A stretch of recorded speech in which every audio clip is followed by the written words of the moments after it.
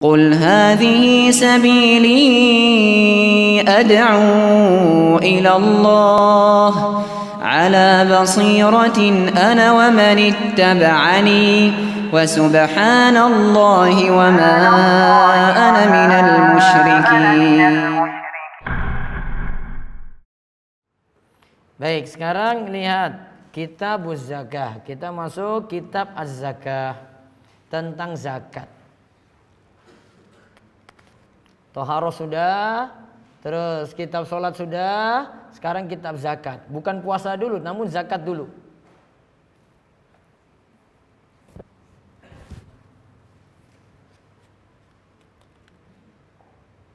Karena kalau dalam hadis-hadis urutannya itu biasa puasa nomor 4, zakat nomor 3 untuk syahadat. Contoh dalam hadis Abdullah bin Umar, Buniyal Islamu ala khamsin, Islam itu dibangun di atas 5 perkara.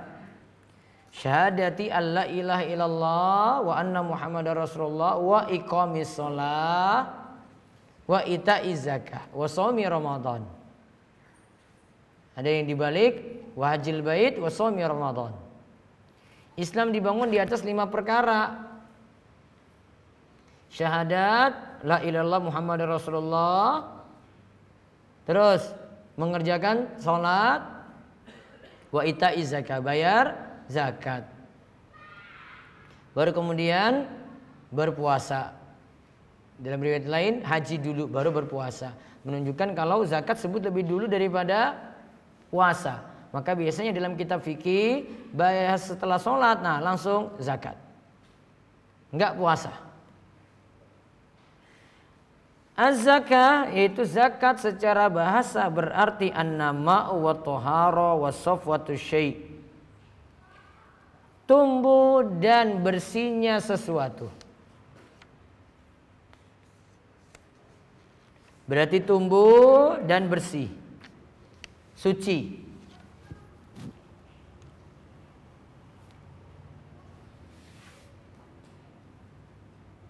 Dari pengertian bahasa saja kita sudah tahu tujuan atau manfaat dari zakat. Dari pengertian bahasa tadi ya, kita sudah tahu di situ tentang manfaat zakat. Berarti manfaat zakat adalah membuat harta itu tumbuh berkembang. Dan membuat harta tadi jadi bersih suci.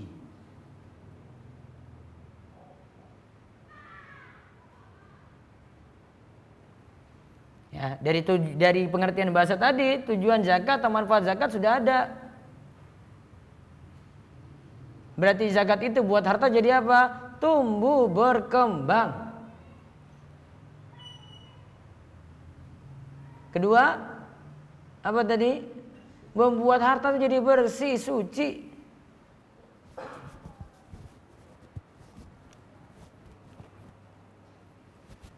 Secara istilah syar'an, pengertian syar'an, zakat adalah qadrun wajibun fi malin makhsusin li ta'ifatin au jihatin makhsusatin.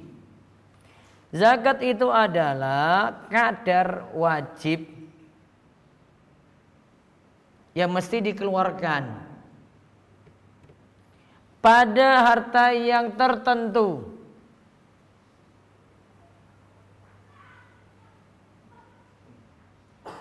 Lalu disalurkan pada kelompok tertentu. Ulang coba, kadar tertentu dari harta kadar tertentu yang dikeluarkan dari harta tertentu disalurkan pada kelompok tertentu atau orang tertentu. Berarti nanti kita pelajari dalam zakat itu ada kadar wajibnya berapa persen. Terus harta yang dikeluarkan apa saja. Jadi bukan semua harta. Bukan, ini punya motor, punya HP. Ustaz, saya punya motor, punya HP, ada zakat enggak? Namun saya mahasiswa, masih ngekos gitu. Saya perlu keluarkan zakat saya dari motor saya ini dan HP saya. Ada zakat atau tidak? Lihat nanti, ini ada harta tertentu. Bahasannya ada.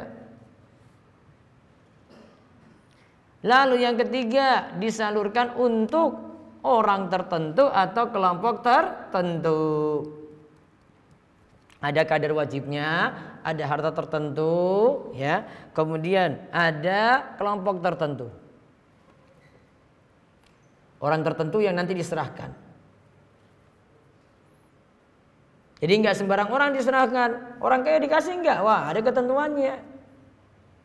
Nggak bisa asal-asalan salurkan ini. Syekh Abdullah Fauzan katakan hikmah disyariatkannya zakat adalah untuk menyucikan jiwa dari sifat syuh dan bakhil.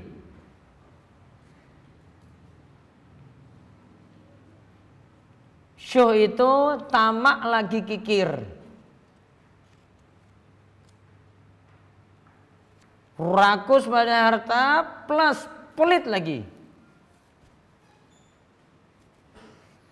Jadi rakus pada harta plus pelit lagi. Jadi harta dia kejar-kejar sudah ada, mau keluarin, nggak mau. Itu namanya syuh. Itu lebih parah daripada bakhil itu, lebih parah daripada pelit. Syuh double tadi. Sudah rakus pada harta plus pelit.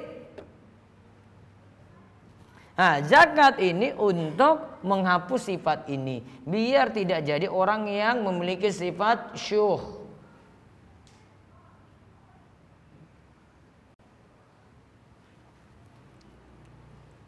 Manfaat yang kedua, hikmah yang kedua dari pensyariatan zakat, kedua, menyucikan atau membuat orang miskin tidak lagi hasad.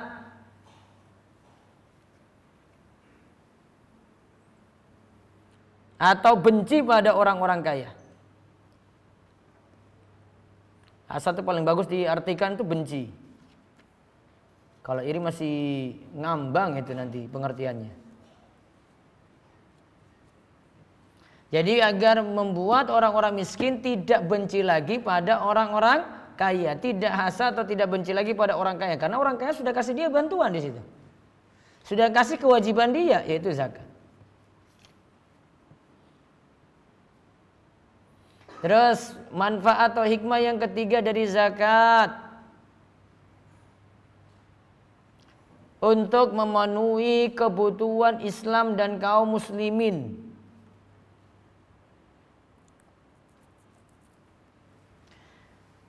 Untuk memenuhi kebutuhan Islam dan kaum muslimin.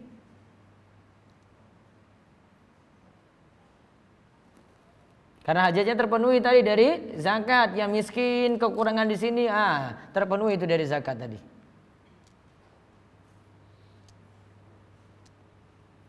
Terus hikmah yang keempat, wa tathhirul mal, membersihkan harta atau menyucikan harta.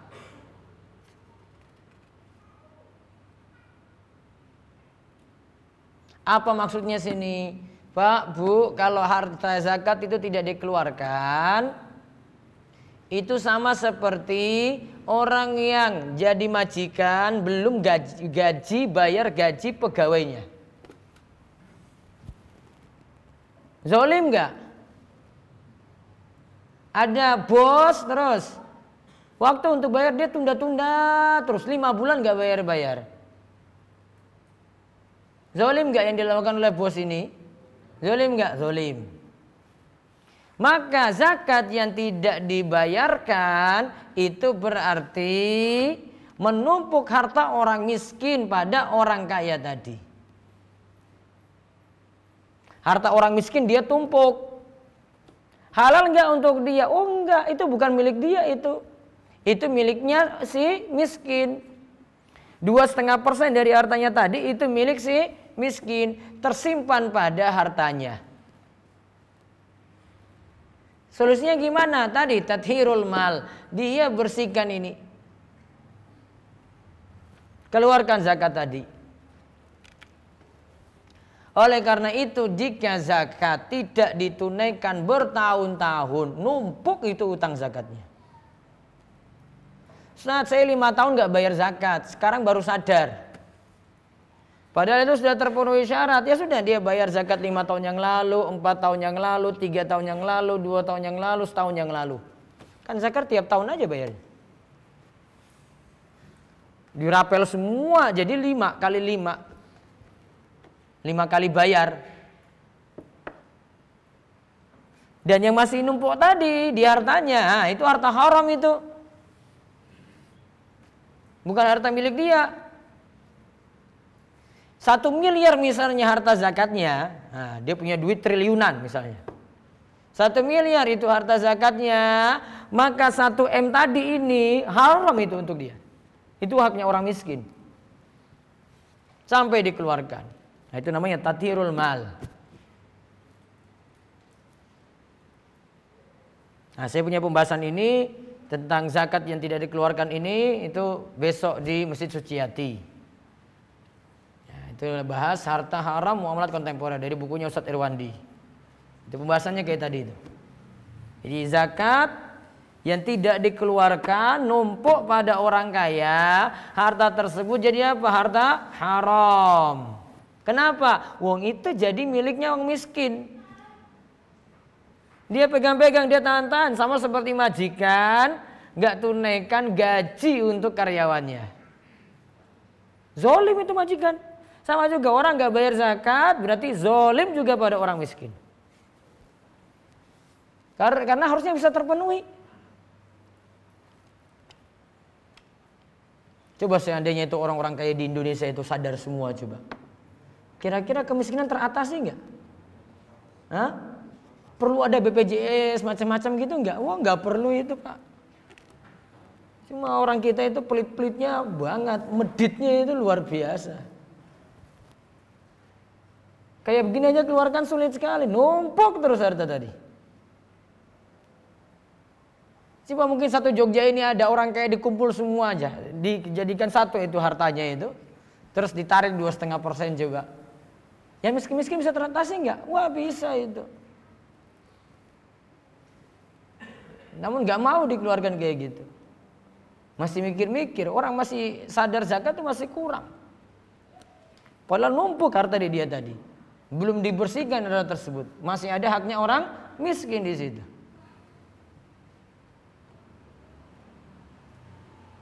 Kemudian hikmah dari syariatkannya zakat lagi punya pengaruh baik pada negeri. Kalau di tempat kita berarti negara dan juga rakyat secara keseluruhan. Ini solusi baik untuk mengentaskan kemiskinan. Itu gak usah pakai kartu macam-macam lagi itu Pak. Ya, itu dari zakat aja itu teratasi itu. Gak usah pakai untuk pelajar, untuk sembako macam-macam. Wah dari zakat aja. Kasih sekian ini kebutuhanmu ini. Zakat atasi itu. Satu orang kaya pegang orang miskin aja coba lihat. Satu miskin gitu. Teratasi. Mungkin yang miskin kalau sudah terpenuhi besok lagi dia bayar zakat. Gantian, nutup lagi. Terpenuhi lagi, besok ganti lagi bayar zakat. Teratasi.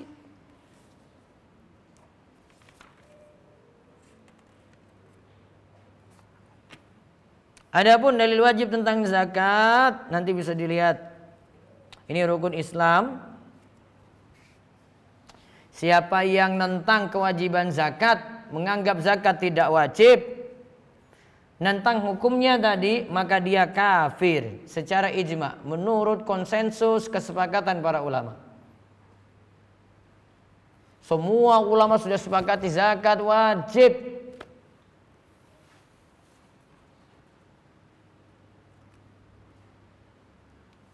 Namun bagi yang punya kewajiban zakat dia tidak bayar, dia bukan nentang hukumnya, cuma nggak bayar saja. maka dia digolongkan sebagai orang yang pelit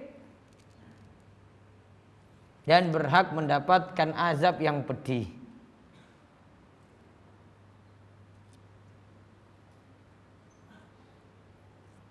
Nanti bisa dilihat hukumannya di Ali Imran ayat 180.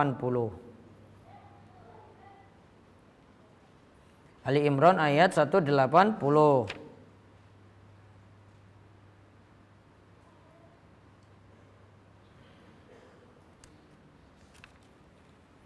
Dan saya lompat lihat zakat ini waktu diwajibkannya menurut Imam Ibnu Katsir ketika di Mekah. Berarti sebelum Nabi SAW hijrah. Karena turun ketika itu ayat wa atu haqqahu yauma hasadi, dan tunaikanlah haknya dari hasil pertanian itu ketika waktu memanennya. Juga firman Allah walladzina fi amwalihim haqqum ma'lum, untuk harta-harta mereka itu punya hak yang tertentu. Walladzina hum lizakati fa'ilun, Al-Mu'minun ayat 4. Dan juga mereka itu disuruh untuk tunaikan zakat. Nah, ini semua ayat-ayat yang disebut ayat Makkiyah. Berarti tentang zakat ini dibicarakan ya saat di Mekah. Jadi sejak di Mekah sudah disuruh bayar zakat. Namun, nah ini kata Syekh Abdullah Fauzan, dia katakan wa amma, adapun tentang wajibnya di Madinah itu ditentukan nisabnya berapa, kadar untuk bayar zakat itu bagaimana, persenannya seperti apa. Jadi kewajibannya sudah ada dari Mekah, namun untuk di Madinah ditentukan nisab harta ini berapa, kadar bayar zakat ini berapa. Nah, tentang nisab kita akan singgung.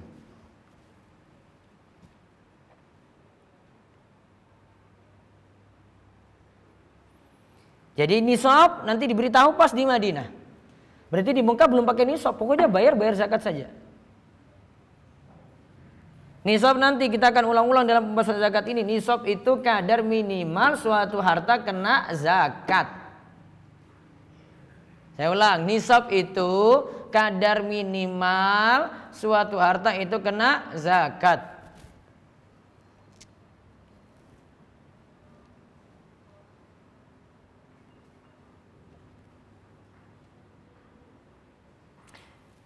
Sedangkan tadi ada kadarnya, itu tertentu nanti. Untuk uang bagaimana, emas, perak, mata uang, untuk pertanian berapa persen, untuk ternak itu bagaimana zakatnya, untuk rikas bagaimana zakatnya, nah, itu ada ketentuannya. Jadi ketika di Mekah suruh bayar aja. Zakatnya zakat mutlak.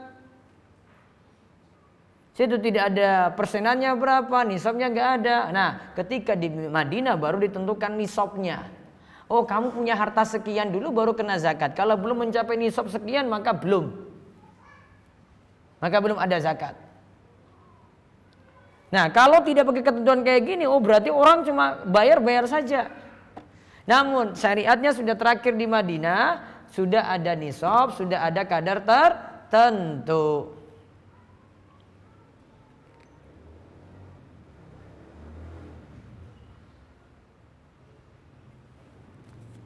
Sudah ada nisab, sudah ada kadar tertentu.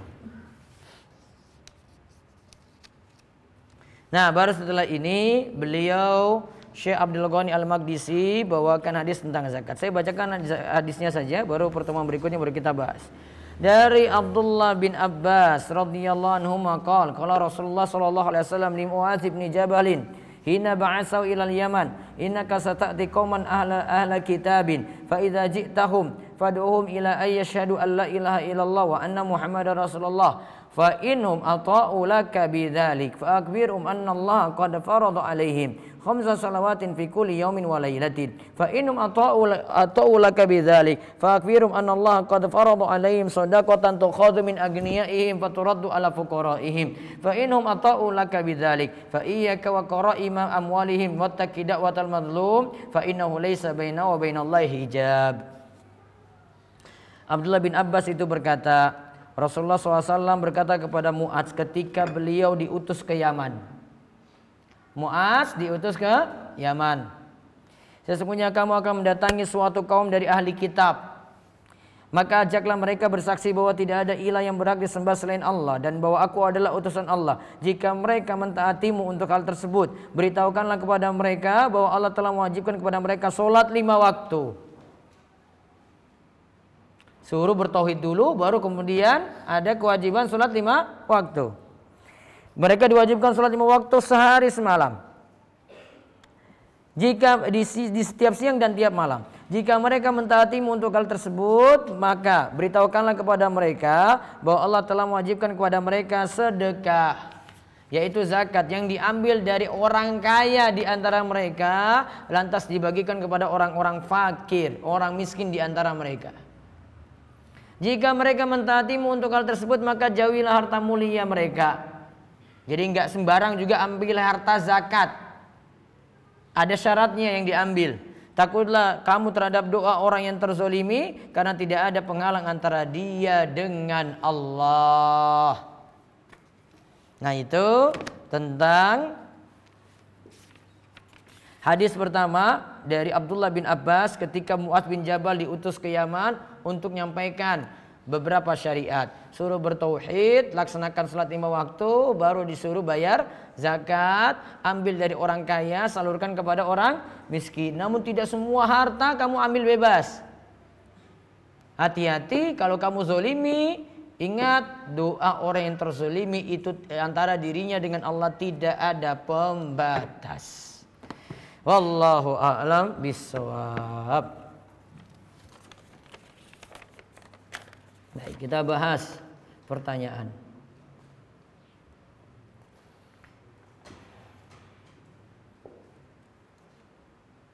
Jika saya menyolatkan jenazah jam 8 pagi karena pemakaman jam 2 siang, saya pulang dulu kerja. Setelah jam 2 saya takziah lagi untuk mengantar ke liang lahat. Apakah saya mendapatkan pahala 2 qiraat? Dapat. Meskipun jenazahnya jarang atau tidak pernah ke masjid, sholatkan saja, gak usah mikir dia, itu yang penting KTP-nya muslim dulu, lahiriahnya muslim. Gak usah tanya-tanya dia dulu subuhnya itu berangkat gak, softnya sebelah mana gitu, gak usah. Lahiriah aja, penting muslim. Jika memiliki emas murni di bawah nisab, nisab emas 20 dinar ya, 85 gram emas murni. Kemudian memiliki juga uang 50 juta. Apakah boleh digabungkan, dipisah? Zakat untuk emas sendiri, zakat untuk mata uang sendiri. Berarti ambil 2,5% dari 50 juta tadi karena sudah memenuhi nisab. Emasnya berarti tidak, karena emasnya tidak memenuhi nisab.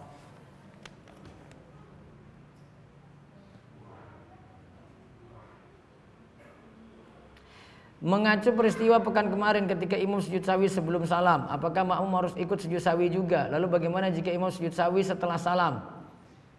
Imam sujud sawi sebelum salam makmum ikuti, setelah salam juga makmum ikuti. Resiko jadi makmum walaupun imam yang salah. Siapa suruh jadi makmum? Sebagaimana ketika makmum salah, imam sudah nanggung.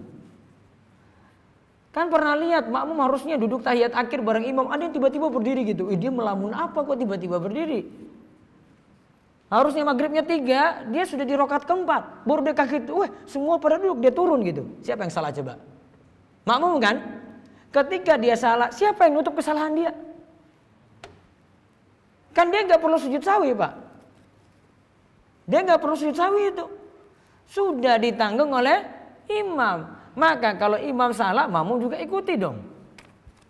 Simple kayak gitu mikirnya. Jadi jangan mikirnya, wah pokoknya imam ke kena salah itu. Imamnya salah, nggak usah ikuti dia. Saya kokoh ya dengan pendapat saya gitu. Enggak, kamu jadi makmum. Imam kalau sujud sawi sama gitu. Sama juga imam sujud tilawah, lagi baca ayat sajadah, sujud tilawah, ikut. Kok imamnya ini kurang kerjaan, sujud apa lagi, saya pede aja gitu. Nggak bisa, ikut tuh, kamu makmum, posisimu di belakang, ikuti. Innama ju'ilal imamu liutamma bihi fala takhtalifu alaihi. Imam itu diangkat untuk diikuti, nggak boleh diselisih. Mungkin yang nggak ikut ini belum tahu, jadi bingung juga ini sujud apa lagi gitu. Nah jadi tahu. Pada saat sholat berjamaah, sarung imam bagian belakang diangkat oleh anak kecil hingga terlihat sebagian pahanya dari belakang. Bagaimana sholat kami sebagai makmum? Apakah tetap sah? Yang penting kamu nggak tertawa di belakang itu. Tertawa batal kabeh, imamnya selamat. Ini auratnya, auratnya kalau ini langsung tutup kan, langsung otomatis biasanya ya, maka tetap lanjut. Selama itu bukan aurat yang rawan yang terlihat. Ya. Ini aurat rawan itu misalnya, ini maaf yang lembu-lembu ini loh, kadang nih bokong itu nggak main mikir-mikir nih kalau kelihatan itu. Guru kaosan, ya pas mau sujud itu coba lihat. Ya Allah saya lihat, aduh ya Allah sudah sengsara itu kalau kita di belakang itu lihat dia.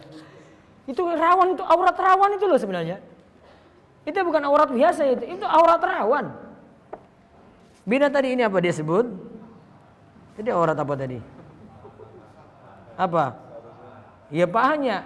Ini belum yang di atasnya lagi. Kalau di bawah paha belum. Itu belum aurat rawan itu.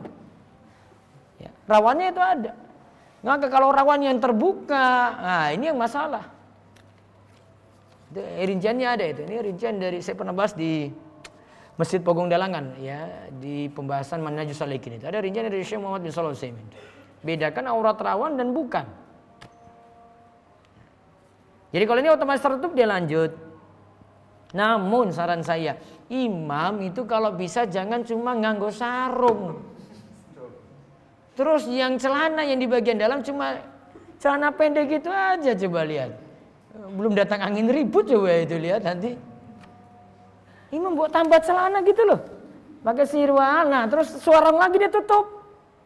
Kan lebih aman. Nah kalau terangkat kayak tadi kan dia santai aja. Wah ada celana saya kok. Iya kan? Coba kalau nggak ada celana itu coba. Rawan sekali. Maka kalau amannya dia pakai celana, ini kayak saya pakai gini, terus saya tutup lagi dengan sarung. Itu lebih aman itu. Jika kasus ini terjadi, dia santai. Sudah, anak bocah main ya dibiarin. Ini juga aurat saya nggak terlalu ini. Ada yang dalam lagi tertutup, double, gitu. Ya, ini kadang imam juga kayak gitu. Maaf nih, jangan sampai cuma pakai celana dalam aja terus sarungan gitu. Maaf, ini parah banget kalau saya bilang gitu. Saya tuh nggak berani kayak begitu. Itu harus celana. Rawan masalahnya. Ya itu pemahaman auratnya gitu ya. Esan dulu.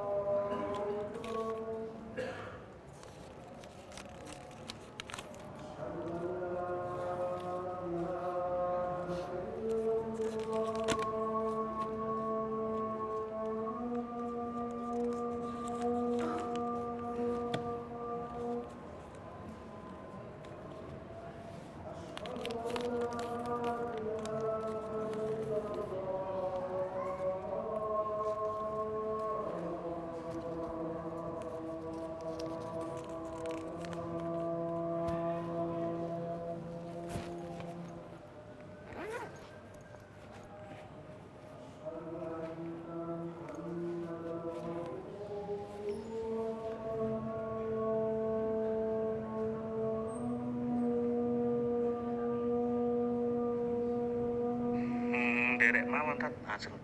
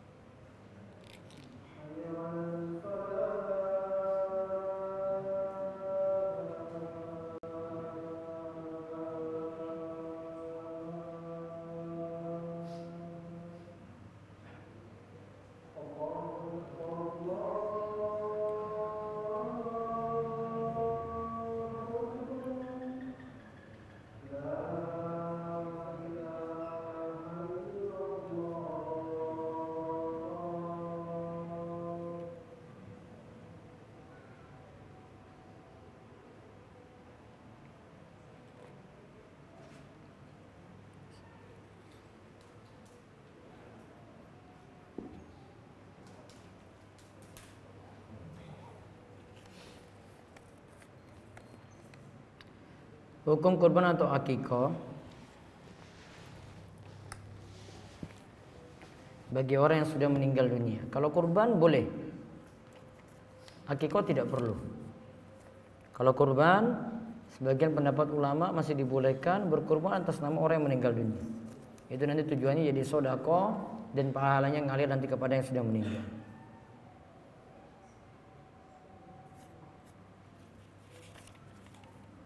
Ketika mandi janabah atau junub, ketika berwudu, apakah boleh dalam keadaan telanjang? Masih dibolehkan. Apa itu Ustadz syubhat? Wallahu a'lam. Ustadz syubhat yang bawa syubhat. Apakah zikir pagi petang boleh dibaca terpisah karena ada uzur, dan bolehkah membaca zikir pagi setelah matahari terbit? Masih dibolehkan. Zikir pagi batasan waktunya sampai menjelang zuhur, sekitar 15 menit menjelang zuhur. Bagaimana berdoa ketika sujud? Doa lain dan apa saja doa yang dibolehkan. Yang penting bahasa Arab, karena masih dalam sholat, tidak diganti dengan bahasa Indonesia. Kalau dengan bahasa Indonesia cuma boleh kalau dalam sholat, dalam batin berarti, nggak dilafazkan atau nggak mulut komat kamit. Boleh tidak istri buka HP suami? Tidak boleh sampai izin. Karena kalau buka-buka terus ingin cari aib berarti tajassus. Tajassus itu ngorek-ngorek aib orang beriman. Cari-cari aib orang beriman. Nah, nggak boleh, asalnya tidak boleh sampai minta izin. Penerima zakat fitrah hanya fakir miskin atau 8 asnaf. Nanti kita akan bahas 8 asnaf. Ada dalam surat At-Taubah ayat 60. Bagaimana cara sholat tahajud 2 rakaat? Apakah boleh disatukan langsung dengan 1 rakaat sholat witir? Boleh 2, terus witirnya 1. Boleh juga digabung langsung jadi 3 rakaat sekaligus tanpa tahiyat awal. Saya memiliki teman non-muslim, apakah boleh mendakwainya atau menunggu ia bertanya tentang Islam baru dijelaskan? Tunggu dia nanya aja dulu, nggak usah langsung dijelaskan, nggak boleh, rawan. Apakah zakat barang dapat disatukan dengan zakat uang atau masing-masing? Baiknya disendirikan untuk perhitungan nisab. Namun kalau untuk bayar bisa jadi satu. Namun kalau nisab, zakat tadi yang tanya tadi, emas sendiri, uang sendiri, nggak digabung. Namun kalau jenengan ingin bayar satukan nanti, saya mau bayar bareng-bareng aja lah, nggak mikir semuanya sendiri-sendiri, bisa satukan untuk waktu pembayarannya. Apakah membaca surat pendek setelah membaca Al-Fatihah harus diawali dengan baca Bismillah? Kalau itu memakai pendapat mazhab Syafi'i, awal surat selain At-Taubah berarti dia jaharkan Bismillah tadi. Zakat saya kasihkan ke ibu atau bude? Kalau kepada orang tua sendiri nggak boleh, karena nanti orang tua itu dapat jadi jenengan nanggung nafkahnya, beri nafkah pada orang tua, maka tidak bisa digabung dengan zakat. Kalau kepada bude ini tidak jadi tanggungan nafkah, masih dibolehkan dengan syarat dia masuk 8 asnaf. Zakat dari kakek sama minta untuk dikasihkan cucu anak saya, nggak boleh. Cari orang lain.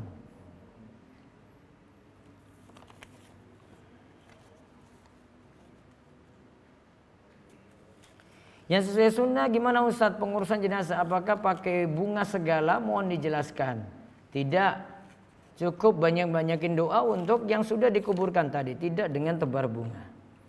Ustadz, ada di satu tempat yang memiliki kebiasaan di mana mayit disolatkan secara bergiliran terlebih dahulu oleh orang-orang yang takziah. Baru setelah memasuki zuhur dibawa ke masjid untuk disolatkan. Apakah itu boleh? Di mana giliran solat tersebut bisa perorangan, bisa jadi berjamaah. Kalau yang sudah solatkan nggak perlu sampai berulang kali nyolatkan lagi. Mungkin maksudnya dia bawa ke masjid, ada yang belum nyolatkan, solatkan lagi di masjid. Namun nggak perlu lagi yang sudah nyolatkan berulang kali. Wallahu alam, itu yang kita bahas untuk kesempatan malam hari ini. Insyaallah kita ketemu lagi nanti pada pertemuan pekan depan, pembahasan Bulughul Maram, masih membahas tentang hak-hak suami istri dalam bergaul.